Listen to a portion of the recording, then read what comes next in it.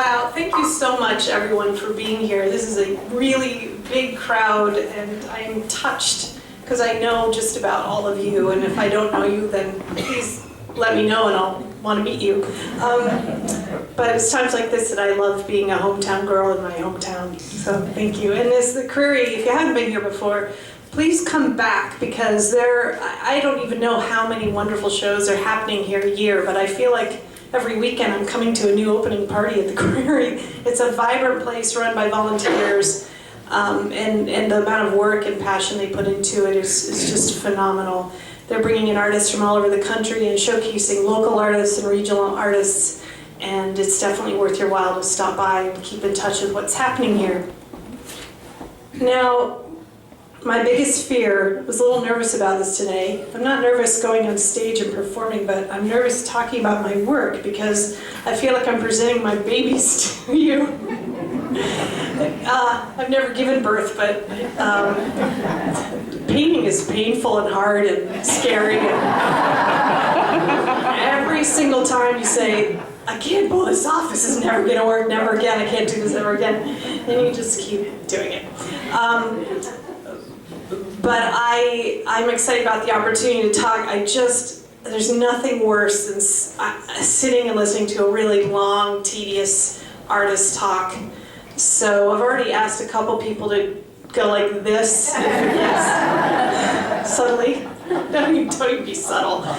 I'm always the first person to wander off to the refreshments and the wine when some artist gets into their own world. So I'm going to try and keep this fun and informative, because I get a lot of interesting questions about what I've been doing for the past 4 years as far as this particular artwork, and I've tried to incorporate some of those into my talk because the same questions keep coming up, so I'm expecting them tonight and I'm going to beat you to it. But first before I hit some of those questions, I want to talk about seeds sown early, because I realized over the last 4 years of doing this particular type of painting that I started doing this when I was a child. I had Renaissance influences coming at me in the form of my mom's Metropolitan Museum of Art desk calendar from the cloisters. I should know how to talk. Can you all hear me all right? Okay. She had these wonderful calendars for many years, and I tore out all the appointments, sorry Mom, and just kept the pages because I was fascinated. I used to, this particular year, I think it was 1973, I just pawed through this, and somehow she managed to have saved it, and I managed to have gotten my hands on it. But tapestry, and I have maybe one painting here that shows painted tapestry in it, but I'm not even talking from my notes, I'm already headed towards a 3-hour talk. I need to just get a break here. Anyway, things like this. Okay, and this paper doll book, Great Women Paper Dolls. I mean, how awesome are your parents when they gave you something like this when you're 4? Maybe it was 5. Anyway, this cover was so, this cover, this is a Da Vinci portrait. This affected me deeply. The beauty of this woman as portrayed in this portrait. This is just at the height of the High Renaissance, this portrait. Okay, then, so I have things all around me and lots of creative play. I'm really already tangential. Look at the notes, Ellen. Oh, okay, so books were a huge part of my childhood, but fairy tales and mythic stories. And when you look at illustrated fairy tales, what are you seeing? You're seeing the High Renaissance. I loved this edition of Sleeping Beauty, because the 7 fairy godmothers are absolutely spectacular High Renaissance ladies, and just these pictures settled in, and I always felt like this was a time that felt real and familiar to me. And then I had lots of books of animals wearing clothes, because why not? Some of my favorites, Little Bear's Visit, with their whole Little Bear series, but this was illustrated by Maurice Sendak. And of course, grandmother and grandfather bear are dressed to the nines. And this reminds me of my dad. I know you can't see it, but dancing bear. But I'll talk about my paintings eventually, I promise. Seriously, 15 minutes, somebody give me the throat slashing gesture, please. And there they are, they're wearing clothes, but it seems perfectly normal. Little Bear is not, but it's because he's a little kid and he's a baby bear, he doesn't need to wear clothes yet. But this just seems so absolutely wonderful and beautiful and normal to me. So did the country bunny and her little gold shoes and all the little babies in their little, I mean, Beatrix Potter, oh, they're so, people think it's strange that I paint animals in clothes. Well, I realized in thinking about it, I've always found that to be a wonderful thing. And getting at the heart of why, I realized when I'm doing these portraits, I'm not trying to anthropomorphize, although it would seem that that's all I'm trying to do, but I'm trying to depict the animal in a way that isn't an animal head pasted on a human body. It's more about finding that the posture that that animal would assume, keeping its proportions animalistic, and how would it happen to look if it were seated upright and wearing a starched rough collar and a velvet suit. So, combining animals and clothes in Renaissance art got kicked into high gear about 5 years ago. We were cleaning out an old family house that had many generations of treasures in it, including some wonderful, heavy mid-19th century portrait frames. Some of them were empty, some had unknown people stuck to the glass. And as we were taking them apart, I said to my dad, we need to hold on to these. I'm getting this feeling from these frames that they're asking, they need a new life, and they need new subject matter. So we cleaned them up and I kept them in a box in the basement. And then sometime around then, I was asked to do a portrait for a show at the Library Theater, and I needed to do it quickly. It was in the play Phantom, and it was a portrait of a character in her youth. And I did it in acrylics, and I hadn't painted anything but sets and some little bits of illustration for 10 years. I had given up with oils, which is what I did in college, because the solvents were really starting to bother me, and I was too lazy to do all that cleanup and prep, and it just wasn't fun anymore. It hurt too much. And in doing that little bit of set painting that was detailed and needed to represent a figure in a serious portrait, I thought, oh, there's these frames floating around, and God, I love animals. I never get tired of looking at animal faces. Oh, there's this Da Vinci portrait that would be so fun if I reversed the roles. It kind of all just happened at the same time. So I started my first experiment where I really had to relearn how to paint because I was using a new medium. I was using a tiny scale that I wasn't used to. And I was trying to do justice to Leonardo da Vinci. Who did I think I was? I don't know. But the ermine, the lady, or the ermine with the lady that you'll see in the hallway is what kicked all this off. And once I started, I could not stop. Because it has generally felt like I've got this waiting list of animals. And I got a fantastic suggestion for tonight for a possum building a Stradivarius violin. I can't wait to do that one. I've been wanting to do a possum for a while. But it's a wonderful excuse to combine some things that I love. I truly adore animals, wild and domestic, and except for slugs. And I have issues with earthworms.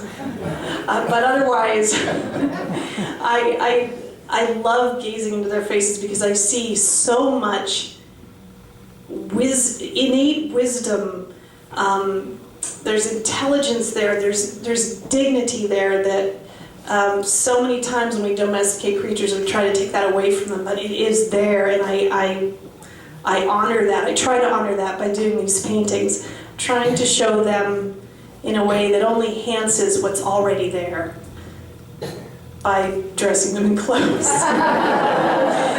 Because one of the key things about Renaissance portraiture is these portraits are so serious, but they're so earnest at the same time. And one of the key things that painters like Holbein and Van Eyck and Memling from the Northern Renaissance and Da Vinci and Ghirlandaio and Botticelli from the Southern Renaissance were doing when they were painting these portraits is trying to tell you something about that sitter that is all projected in that image and what's around them. And it may be against a solid background with some text that tells you in Latin the age of the sitter and the year it was painted, or it may be an elaborately created scene of the workshop of a mathematician. Everything in there is rife with symbolism. That's another thing that fascinates me about Renaissance art. Every detail is there for a reason. And there are actually catalogs of Renaissance symbolism. I mean, it's so much fun to kind of dig in there and find out what all these things mean. From the lily in an Annunciation to the little dog in the foreground to the knot in the bed curtain, even to the types of gemstones and flowers depicted in the background. So that's something that I love playing with all those details because everything means something. Let's see. One of the things that, I'm almost done. Pretty quick on record. One of the things that I try to do early on, again I said that I had to relearn how to paint when I was doing these because I'm working on this small scale, which actually, the scale itself is very much a nod to the Renaissance. These tiny paintings that you will see, small portraits, small devotional scenes, they're called cabinet paintings, and these are paintings that people had painted to display in their home or in a little intimate setting. So there's a lot of detail, and it's so hard. Painting hurts. There are some things that I do to try to make it less painful, and that is I try to set the eyes early on because I feel like if I get the eyes right and I get them at least halfway there with some points of light in them and they're both focused hopefully on the same point in the distance, which is always tricky, they pull me through. It's like I'm engaged with this creature that's floating around saying, paint me, and they help pull me through the painting. A lot of times when I come up with an idea or an animal that I want to paint, I will find that very early in my thought process, I already know the gender, I know the position it wants to be facing, this way, straight on. I can see dominant colors. I'm not a sketcher. I do no preliminary sketches at all. I'm just too lazy in sketching. I feel like it takes, for me, a spark out of the finished product that I really need to fuel the painting itself. So I will sketch the basics of it with a sepia tone and then hope that I've got the proportions right. Sometimes if I'm doing something tricky that's a perspective issue, I will figure it out ahead of time and then draw it on. I do a lot of research, as I said, all from books. I have a great collection of art history books, specifically on the Renaissance, and I borrowed some permanently from my husband. Don't tell him. And historic costumes. So I'm pulling through all these things. And when I'm working on an animal's face, I'm working from many images of an animal. I'm never trying to replicate one image that I've pulled from the internet. Because if I have various views of that animal, I feel like I'm understanding more how they sit in space. Their posture, their gesture. They all have gesture. Okay. Questions that I get asked all the time. Why do you do this? Because I have to. They won't go away. This is the newspaper. There's a great newspaper article today. It's Stacy Gross. I don't know if she's here, but wow, did she so articulately capture my babbling. I mean, imagine trying to write an article based on what I'm doing right now. It takes a wizard with words. But I did say something about I can't, I guess I can't, I have no choice. It really is, they just don't go away until I paint them. Although I switched gender on a boar, and the male boar is still in here going, I'm supposed to be male, and you painted a female. I've been asked many times, and this is hilarious because apparently there's a painting in there that looks like my dad. I keep reminding my dad. I won't tell you which one. It's the eyes, not the whiskers, it's the eyes. People have asked me several times, do you start with a person that you know and try to manifest them as an animal in the painting? And I said, brilliant, but no, I'd never thought to do that. I'm all about the animal. I went straight to the animal. So I'm not actually trying to depict people as animals, I'm just depicting animals. It's that simple. Have I written stories for these? People are sure that I must have written a story for each one of these. No, feel free, go for it. It's very much the moment. I have to tell you about the names. The names, they tell me their name. It's bizarre. Sometimes it's right away. Sometimes it takes a few months. I'm not sure what I'm channeling, but it just keeps coming at me. Have you ever done, or have you thought of doing children's books? I get asked this so much, and let me just say that I have been banging my body against the doors of the children's book publishing industry for over 20 years. And it's the most difficult, even the people in that industry will tell you it's the most difficult field of book publishing to get into. I've done it all. I've gone to conferences. I belong to the guilds. I've done my illustration portfolio. I've done the dummy book. Yes, thank you. I've tried. I do think I may do just a picture book of some of these images, though, because people have asked for they'd like more than one, but don't have room to hang them. So I may do that. Do just an art book of these portraits. That's pretty much it. And oh, I hope that was less than 2 hours long. But I do want to say it's a joyful thing to. It's hard to know when a piece is done, but you kind of. There's that moment when you feel joy about it and it stops bothering you. That's usually when I know I'm done. There's nothing about this that's bothering me. And the finished product is always such a relief because the process truly feels like learning how to paint freshly every time, because I set up technical challenges for myself for some reason. Like painting fabric is the most difficult aspect for me. Painting folded velvet. I just keep doing it over and over, glutton for punishment. But I thank you so much for being here, and if anyone has questions, if you want to just go now to get more food and drink, you don't have to wait to sit. I have no idea how long I've been talking, so if you have questions, feel free to ask them, but please don't feel like you need to stand here and go through the whole, because I would be the first one, I'd be off like a shot. Okay, any questions? Yes?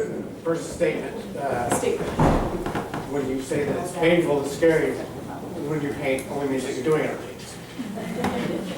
I don't know if you know who this man is, but that is such a huge compliment to hear from Michael Wintermantle, member of the Copley Society, extremely highly esteemed landscape painter who I have a show here. Well, my question is, though, you don't like slugs and earthworms, but hellbenders, that's your thing. I'm waiting for a hellbender wearing a top hat thing and a zipper. You got it. I do. I've been wanting to paint a hellbender first, I love hellbenders because they have legs. It's when something has no legs, I just can't go there. Yes. But I've wanted to paint a hellbender, but they're so vague in appearance that I haven't quite figured out how to pull it off. But top hat and zither. Got it. Message received. Anything else? And feel free to, find me when we're done here. If you have questions you don't want to ask in public. Do you think that you'll ever enlarge them and make bigger ones, or do you think you'll always keep them kind of small? Oh, that's an interesting question, because I used to work very large. In college, I was doing big oil paintings, very expressive. They were all kind of narrative, representational, mythic subject matter. I loved seeing the texture of the canvas. I love seeing visible brushstrokes, but now I'm working in the exact opposite direction. So I did try the bard, the rabbit with the Neolithic monuments. I tried that one probably about twice that big, and I had to walk away from it. It was not working. I realized that what I'm trying to do, something about keeping it tight is what helps give it that energy. Yeah. So for now, I'm 8 by 10. It feels enormous. Okay. I'm going to spring you free to enjoy the refreshments, and thank you so much.